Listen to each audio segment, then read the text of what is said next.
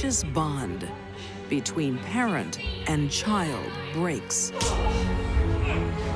The adult doesn't always come out on top.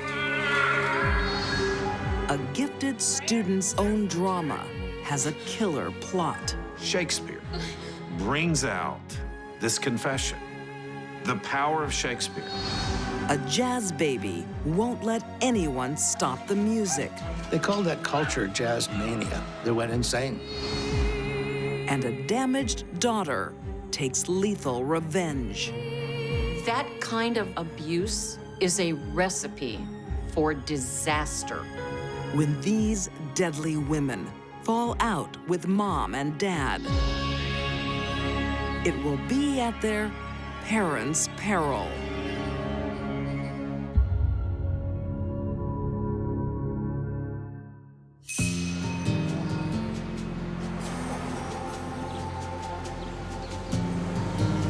Fort Worth, Texas, 1992.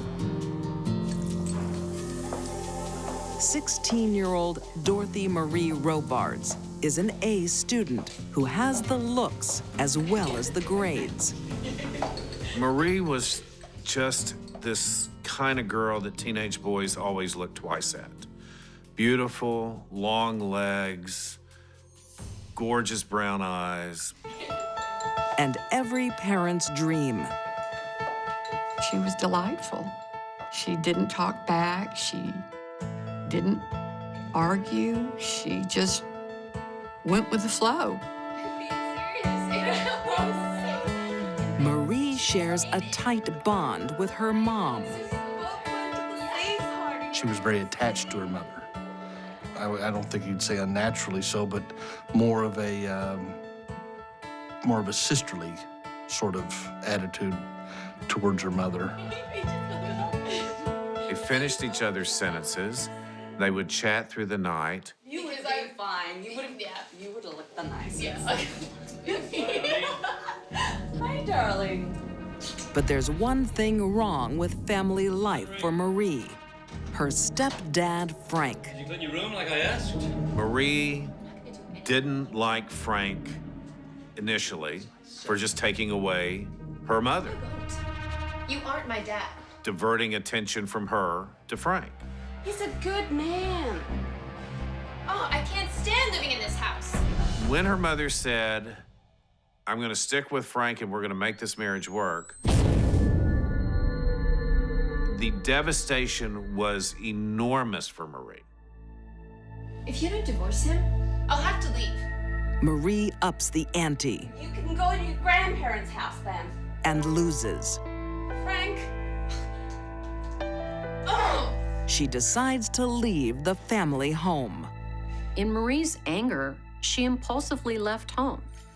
But then, as most teenagers do, she changed her mind and wanted to come back. Her rebellion only lasts 1 week. But when she returns, there's no happy homecoming. Her mom and stepdad believe she's better off living with her natural father. She had been basically, she felt, kicked out of her own home, away from her mother, due to this stepfather who she didn't like. Marie's misfortune is a blessing for her real dad, Stephen. He was excited that he was going to have the chance to be a full-time father. Stephen's girlfriend at the time, Sandy Hudgens, remembers how he put his all into making Marie welcome. He filled those shoes, I think, better than I expected. How's your meal? I don't really like beans. He got a job at the post office. He began to take care of Marie more, buy her clothes. But a father's love can only go so far, particularly when he lives in a bachelor pad. Dad, where am I gonna sleep? Oh, right here. Even though she knew how hard he was trying to please her, it was a miserable life. She was sleeping on the floor. She didn't even have her own room. I told Steve that, you know, a girl her age really, really needed her privacy and how important that was. Her dad was trying to get that for her, but Marie wasn't willing to wait. I hate it here. I have to sleep on some roll-up bed. Marie is desperate for her mom. I miss you. One-sided phone calls I overheard Please, Mom. was her constantly begging, Please, and begging you. her mother kept saying no, making her cry, hanging up on her. Marie was dependent on her mother and would do anything to be with her. I just miss her so much. It just was more dependency than the normal teenager. Your dad's here for you. Sandy offers comfort, but is no substitute for the real thing. I couldn't fill all of the needs she was missing right then. The one place where things go right is school. Even though her life was not what she wanted, and though she felt stuck, she still excelled in high school. And so she was an A student, and she was especially an A student in her chemistry class. Now please be careful. Barium is poisonous. The star student is working on an extra special assignment, an experiment in death.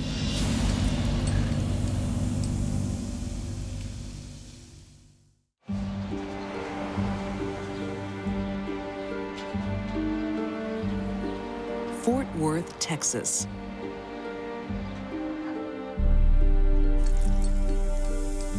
Beautiful, gifted, charming. 16-year-old Marie Robards is a girl with substance. But this star student lacks one thing she wants desperately: I'm gonna go now. I've got her mother's company. Please, I'm begging you, please. She needed her mother. Bye.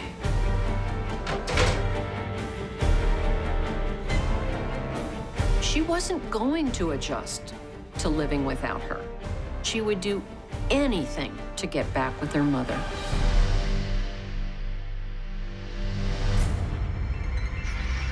Marie is hatching a plan to get home. One day, without anybody noticing, she took a little barium acetate when she was over by the chemicals, poured it into a napkin, closed up the napkin, and headed home. The A+ science student will conduct an experiment with the common school laboratory chemical barium acetate, a poison lethal to humans. Marie waits a week until the night of February 18th, 1993, when she convinces her dad to have fast food for dinner. I'm gonna grab a beer. Do you want anything? Water. Sure. Her father, who wasn't much of a cook, goes out and gets Mexican food, and when he comes back, she sprinkles a little bit on one of his tacos or enchiladas.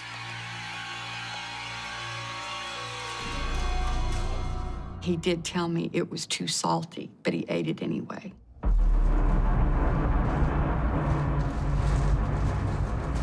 Steve was going to go to church. I talked to him earlier. Stephen won't make the service because he's closer to God than he imagines. Within an hour, he comes back saying he felt sick to his stomach, and then he went downhill in a hurry. I think I get Sandy. His girlfriend, Sandy, who lives down the hall, gets a knock on the door. So I went on down there, and he was already in bed, really having a lot of stomach pain, a lot of cramping. He said, "I think I've got food poisoning." Marie's chemical concoction is taking hold. Something is seriously wrong now. Can you tell me what happened here? I don't know. Dorothy Marie Robards watched him as the EMTs tried to revive him and never once opened her mouth to save her father's life. Paramedics begin a desperate race to save him. Can you go outside and wait? Despite their best efforts, Stephen dies. I really couldn't believe it. He was 38 and in good health. Authorities investigate the death, but rule it a heart attack. And just like that, Marie had committed the perfect murder.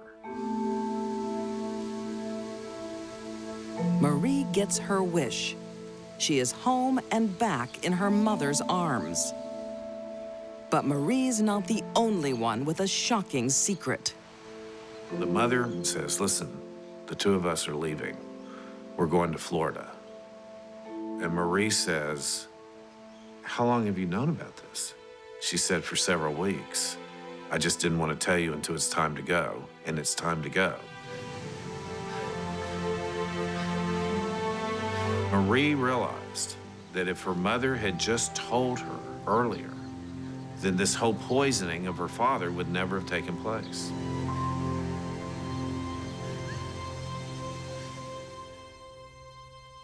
Ended up being all for naught. That makes it even a bigger tragedy. Marie buries her poisonous past in college classes. But 11 months later, the guilt becomes too much to bear. It's the speech from Claudius. Claudius, who murders Hamlet's father. And it's the famous speech about guilt. Will he ever be able to get over the knowledge that he murdered Hamlet's father? She sees Marie breaking down in tears and says, oh my gosh, what's happened? You wrecked your grandparents' car, Marie says. No. Well, you didn't murder someone, did you? Marie says. My father. I poisoned him. Don't be stupid.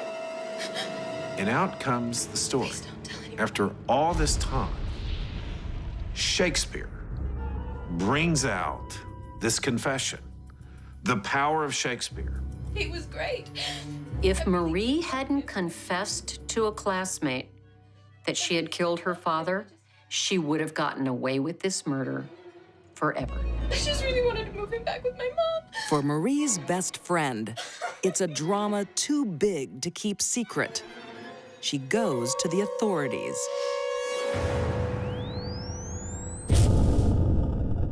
When they redid the autopsy, they found the barium levels in Stephen Robards' blood and tissue to be 28 times the lethal amount. Marie is arrested and quickly confesses, but insists she never meant to kill her dad.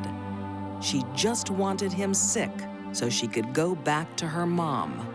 But the jury doesn't buy it and convicts her of first-degree murder. Given the fact that Marie stole the barium a week in advance and held on to it, certainly shows a great amount of preparation and planning. Marie was a smart girl. She was getting A's in chemistry. She knew exactly how much barium acetate it would take to kill her father. On May 10th, 1996, Marie Robards is sentenced to 28 years in prison. The flawless pupil becomes a model prisoner. After just 7 years, she gets parole.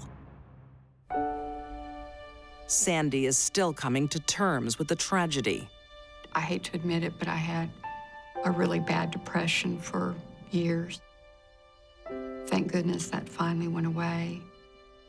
But I haven't loved anyone since Stephen. Haven't gotten close enough to anyone. Few believe Marie was born bad. But the combination of desperation and immaturity creates a murderer. For Marie, watching her father die a horrible, agonizing death was something she had to do to get what she wanted. Everyone that knew Marie said she was a good girl. I think she was, right up to the moment she murdered her father.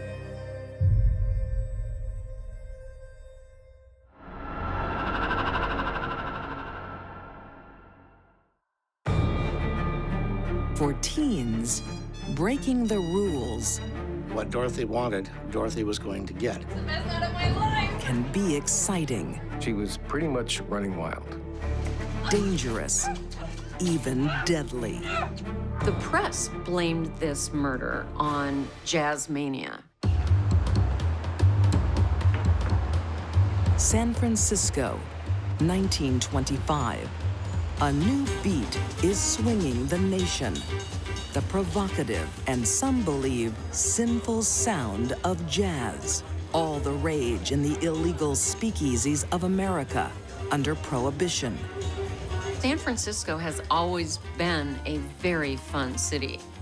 In the roaring 20s, it was wild. The jazz lures in 16-year-old Dorothy Ellingson.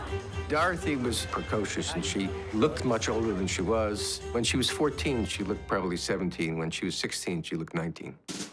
Dorothy's grown-up looks are her passport to pleasure.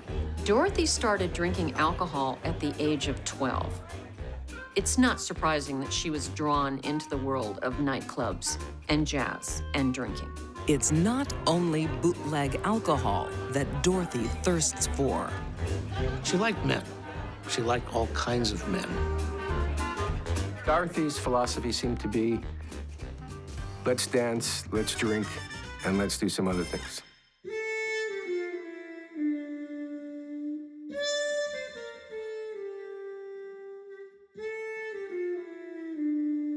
In those days, even the roaring 20s, it was still very, very unacceptable for an unmarried woman, let alone a 16-year-old girl, to be having sex. But for her, acting out sexually obviously made her feel good, made her feel powerful. She was not concerned what other people thought or cared for what they expected of her. It was what she expected of herself, and that was to entertain herself and have a good time. Prohibition officers have their eye on her, but Dorothy thinks she's one step ahead. I'm Montaigne Dinero and I'm 19. Dorothy was creating a fantasy for herself. Had a false ID that listed her as Montaigne Dinero, and she was age 19, and that's the role she played. Dorothy's fake ID meant freedom. It meant adulthood. It meant excitement. But she was way too young to have it. She was charged with truancy. She was charged with running away. She ran to Los Angeles at one point to be with a musician down there. Several stints in juvenile detention don't stop Dorothy's behavior. It didn't seem to bother her very much, but it really bothered her parents. They looked at it as a real shame to the family. Her parents are at their wits' end. They want Dorothy on the straight and narrow. Where have you been? She was from a very kind of law-abiding, respectable family. What will people say? I don't care what people say. Anna was a very staid mother type. In this case, it was obvious Dorothy was having sex with men. It was obvious that she was having sex with many men. This was upsetting her mother terribly.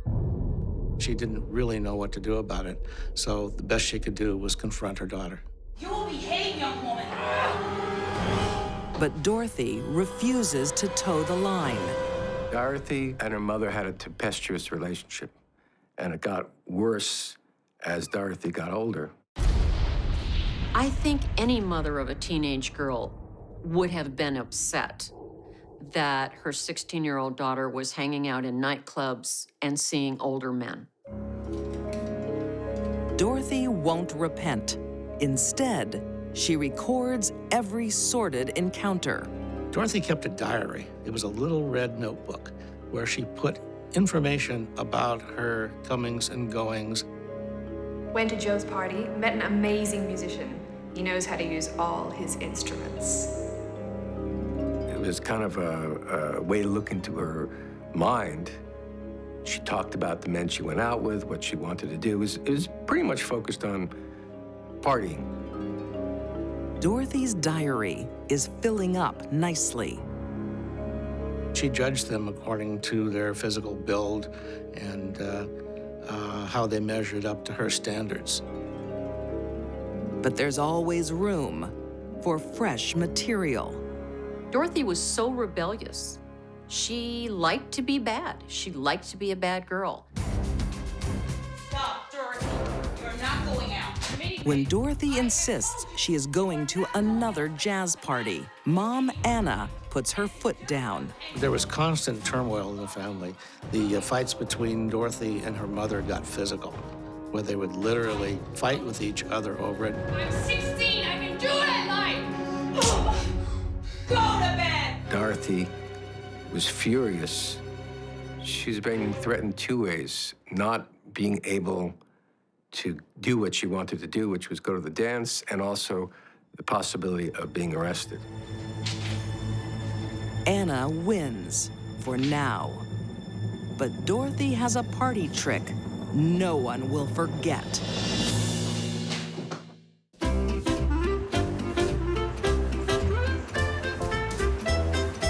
San Francisco, 1925. 16-year-old Dorothy Ellingson is a jazz baby with a taste for trouble. She's broken curfew, the law, and her parents' spirits. But her plans to paint the town red hit a roadblock. They went to bed angry, and they woke up angry.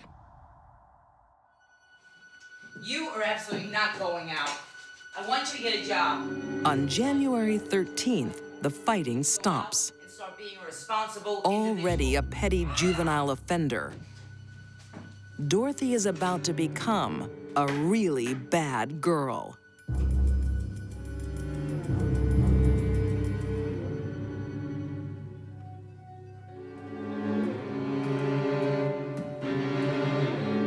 I'm sick of all this fighting. So am I.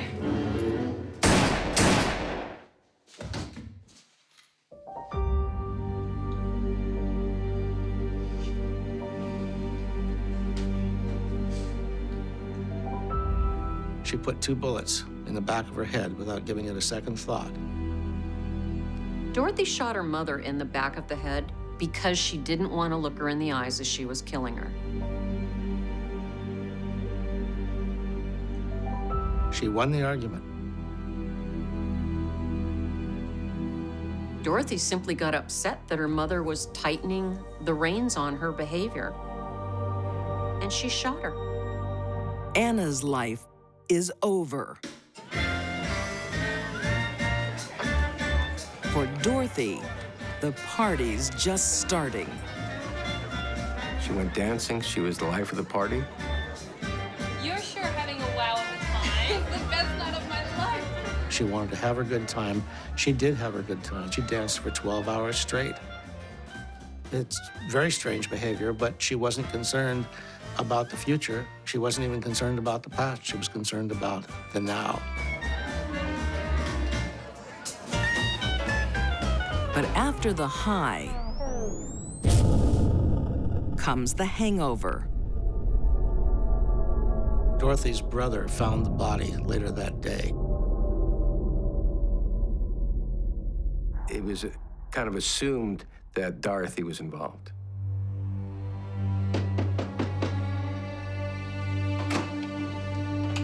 Dorothy, you'd better come with us. Dorothy's arrest, just days after the murder, shocks the community. They can't believe a 16-year-old girl is capable of killing her own mom. What Dorothy did, killing her mother, was at that time completely unheard of. That was San Francisco's first case ever of matricide, of someone killing their mother. Even though Dorothy confesses, some authorities doubt her guilt. The coroner actually disputed Dorothy's confession. He said that there was no way that a girl of 16 could ever kill her mother. That was just impossible. But if Dorothy's not responsible, who is? The newspapers of the day believe they know. They lay the blame on the mesmerizing effect of jazz. The newspapers ate it up. They called that culture jazz mania. People got their blood worked up. They got excited. They lost their inhibitions. And they felt that it affected their psyche, that they actually they went insane. Even though the press puts jazz on trial, a jury isn't convinced. Dorothy killed her mother, and it had nothing to do with jazz. The jury feels it's time Dorothy grows up. In August 1925, she's found guilty of manslaughter and given 10 years in San Quentin prison. With her wings finally clipped, Dorothy renounces her wild and deadly ways. She always said she never should have done it, and she wished she could go back and relive her life and do it the way that her mother had asked her to. She hoped that her example could prevent other kids from going the same way that she did. She advised kids to obey their parents, to learn a trade, not riding in fast automobiles with people.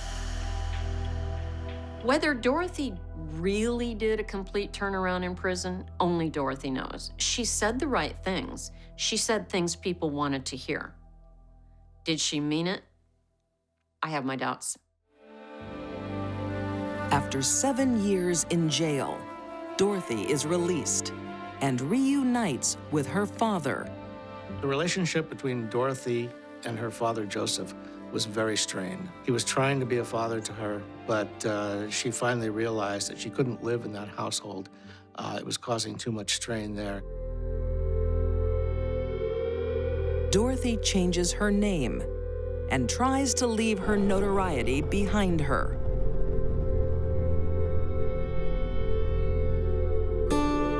She spent the rest of her life trying to run from who she had been, but she was never quite able to. In 1962, Dorothy's dancing days are over. The jazz baby dies at age 59. Family reunions are unpredictable events. Brigitte hardly stood a chance. Get-togethers can strengthen ties. I mean, he was her father. He's supposed to be a source of comfort and certainty.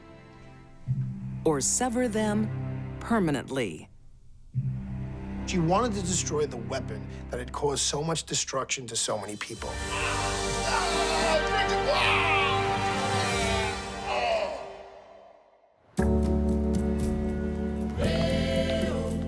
In the 1980s, on Staten Island, New York, Eric Goodrich is a pillar of the West African expat community. A Liberian migrant, admired for his business prowess. A good member of the community, an interesting and active participant in the immigrant community. He was almost like a political big shot in his home country. And he was respected in his community. But behind closed doors, there is another Eric. One that his 2 young daughters know intimately. Eric was very skilled at hiding his true nature. The community thought he was a great guy. His family knew different.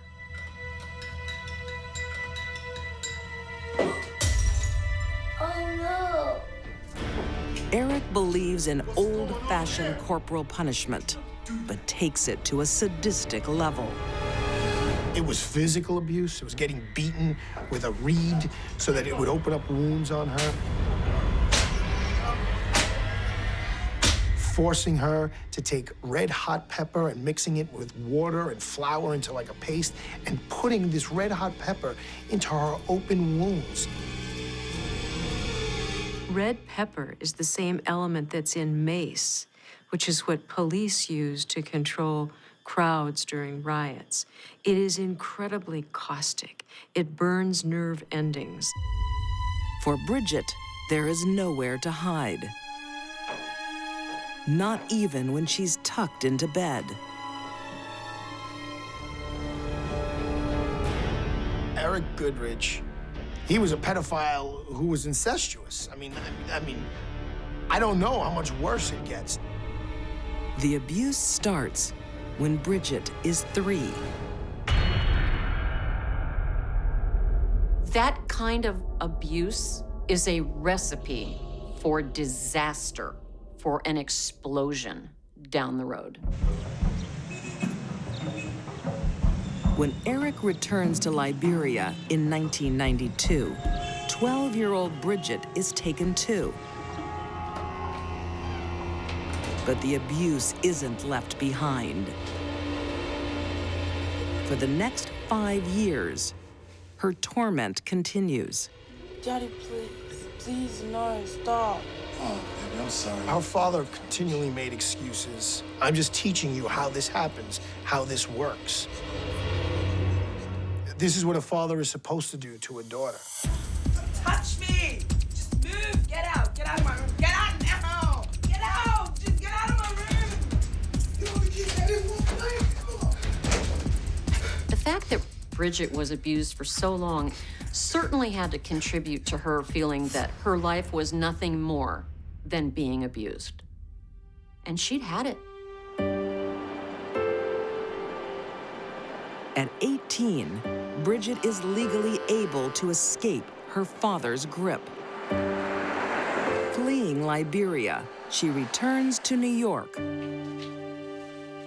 By her mid-20s, and with her father some 4,000 miles away, Brigitte finally builds a life for herself as a security guard. She had a job, she was making money, she was supporting herself, she had a decent apartment in a decent neighborhood, she had a network of friends. Despite the horrors that she was subjected to, she had made it on her own, and God bless her for doing that. She deserves a lot of credit for getting as far as she did. But when she visits her older sister in 2007, old wounds are ripped open. Daddy's here. When Eric comes back into the scene, Brigitte is absolutely repulsed and horrified and scared. Seeing her abuser close to her niece triggers overwhelming memories. How you doing, Brigitte? The straw that broke the camel's back was when she saw her father, Eric, floating around Carlene's daughter, who was 5 years old. I think she snapped. She suffered a flood of emotions. For a moment, that little girl on Daddy's lap was Brigitte, and she couldn't take it.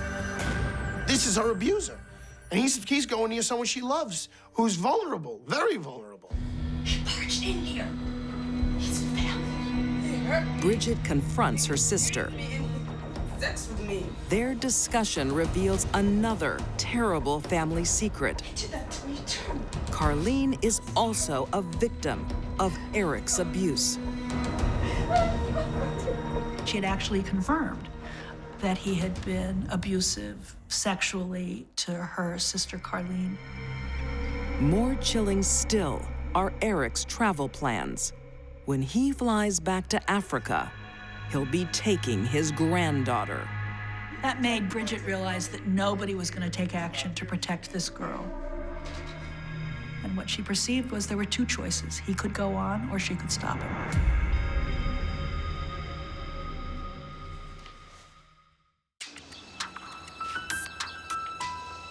Rockaway, New York, 2007. 26-year-old Brigitte Harris survives years of sexual molestation at the hands of her father. Now she fears he's grooming a new victim, his 5-year-old granddaughter. In Bridget's mind, it came to a head between her and her father before anyone else was victimized, and that was her priority. Brigitte decides to confront Eric and scours the internet for help. She had prepared some articles regarding the effects of incest and rape, and she wanted to present that to her dad. But Brigitte isn't relying on diplomacy alone. She has a backup plan. She'd been contemplating figuring out a way to disable him from perpetrating the same kind of horrible violence he perpetrated on her and her sister.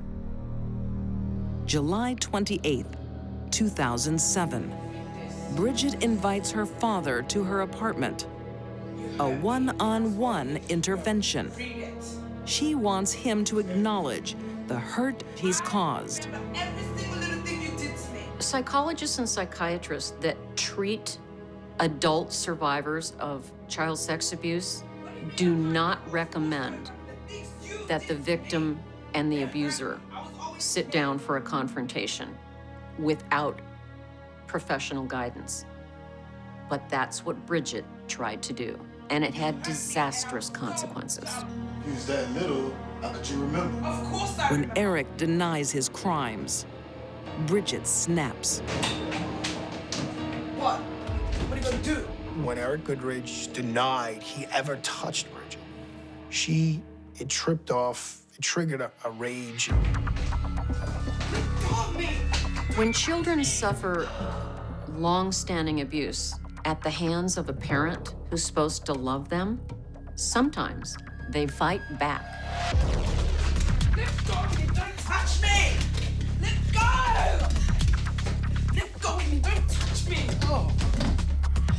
Furniture was broken. She used a pepper spray, he's screaming. Using the tools of her trade, a can of mace and handcuffs, Brigitte subdues her father.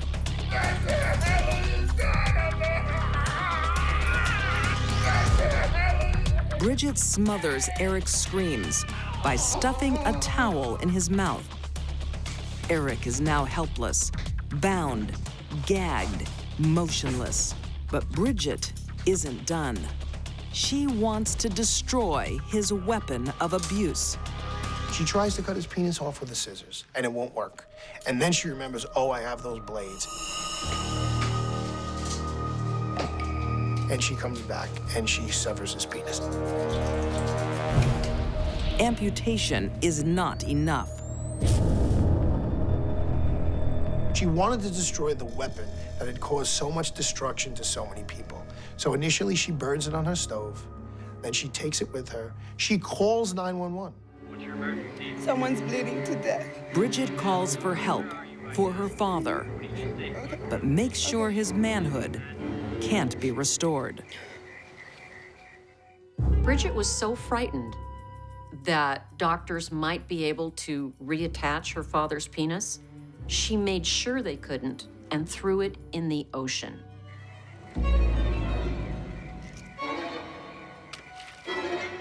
Goodbye, Daddy.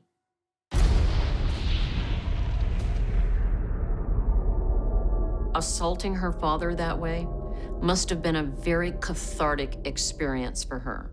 Finally, she was the one in control.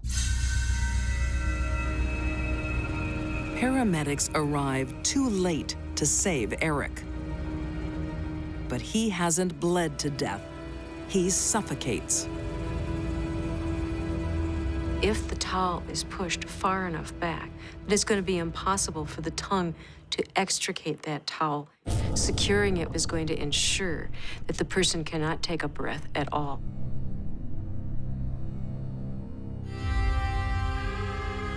Brigitte insists she didn't set out to kill her dad, and that her online research proves it. She had gone online and she researched John Bobbitt, who's a very famous case in America of a man who was caught cheating by his wife, and she severed his penis, and it showed that he lived. Cutting off a penis is usually not a lethal wound. There's a large amount of blood loss, but it's not sufficient to cause death. Brigitte didn't want her father to die. She wanted him to be sexually helpless. The prosecution isn't convinced, and Brigitte is charged with second-degree murder. She undergoes psychiatric assessment. Brigitte did have a psychological evaluation by both the defense expert and by the prosecutor's expert. They both kind of came to the same conclusion. That Brigitte suffers from PTSD, post-traumatic stress disorder. Oftentimes, people who suffer from post-traumatic stress disorder have flashbacks to the event that caused them the horrible stress in the first place. And these flashbacks can be overwhelming. Brigitte's life story touches the jury.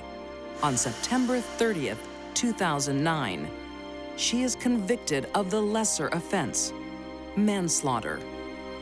They didn't follow the law, and instead they followed their sympathy and their empathy. Some of the jurors wrote to the trial judge saying that she had done enough time and she should be released. I told the judge, Judge, you let her out right now, she could come live with me. But the judge is in no mood for mercy. He reprimanded them, and he basically said, you got caught up in a whirlwind of emotion. You showed mercy, I will show none. Brigitte Harris receives the maximum sentence, 5 to 15 years in jail. She knows what she did was wrong, and she knows she needed to be punished for what she did. She is eligible for parole in 2012. If Brigitte gets good psychotherapy in prison, she may be able to function well when she gets out, but she will always have the memory of what her father did to her. These deadly women brutally severed their family ties. Marie Robards sacrificed one parent to be with the other. Dorothy Ellingson took partying to a lethal level. And Brigitte Harris cut ties with Dad to save others. All three had very different reasons for turning on their flesh and blood. But the result was the same. They were their parents' peril.